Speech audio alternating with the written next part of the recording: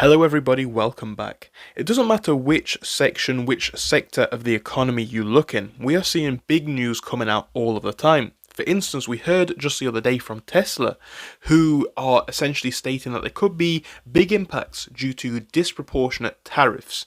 So what this is essentially Tesla suggesting that other countries could put tariffs in place in retaliation for the US tariffs, right? This is a big potential, it's a big possibility, and as I'm sure you guys can imagine, it can impact a lot of different companies' bottom lines. We're seeing a lot of companies laying stuff off, we're seeing a lot of companies even putting out interesting economic warnings, from supermarkets and big stores to airlines, including of course Tesla, the car maker.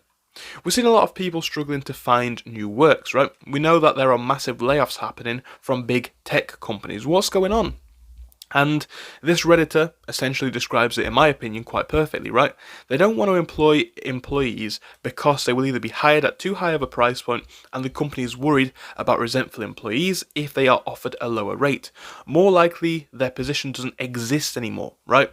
And the talent criteria that they want to hire for is different, and I think really this is a bigger point. Or potentially they don't like the employees for whatever reason, due to potentially culture, performance, or attitude. But what we're seeing is companies were hiring like crazy in 2020 as they were trying to capitalize upon a lot of market share opportunities that they had back then, right? Because of COVID, because of Zoom, and how it changed the market.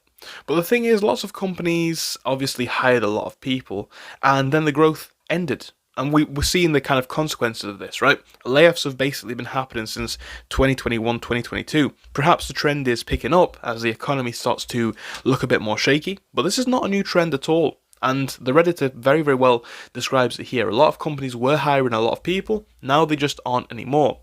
But what makes things worse is obviously tariffs and potential revenue declines. It's another area where a lot of companies are probably going to want to cut back on more employees. And that brings us on to today's main discussion, revolving around UPS, right? USPS, I should say, USPS. USPS to cut 10,000 workers through voluntary early retirement program.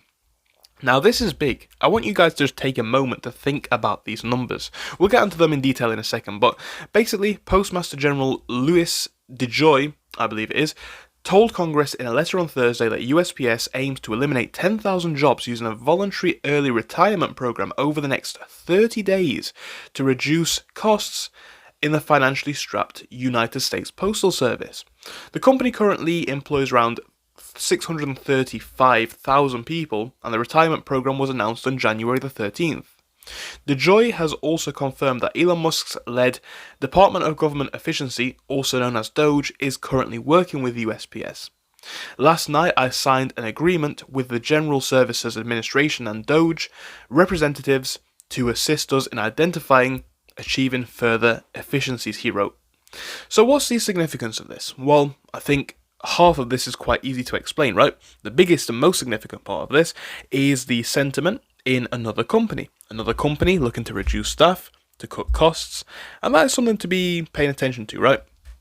As we see more and more companies trending this way in the broader market, we are looking at essentially a very different jobs market to what we were in a couple of years ago. And another thing that I want to bring your attention to is, we're talking about a postal service, but this is not the only one looking to make the same sorts of savings. Similarly named business UPS announced its plans to cut 12,000 workers globally, citing softer demand and higher union labour costs. And that impacts about 2.4% of its workforce. This is significant, and we've actually covered this on the channel in detail before. Of course, this is just a brief overview. The other day we also looked at another big company. You guys might remember last week's episode where we spoke about the German logistics giant DHL, who is also looking to commit to reducing jobs of around 8,000, right? 8,000 positions potentially lost from this company. This is big. And I think the most important, or perhaps the most significant thing to point out here, is that this isn't a US company, this is a German company. And the reason why I point that out is because a lot of people are nervous, understandably, about the US economy at the minute, fair enough. But this is a company outside of the US, cutting jobs in Germany and actually around the world.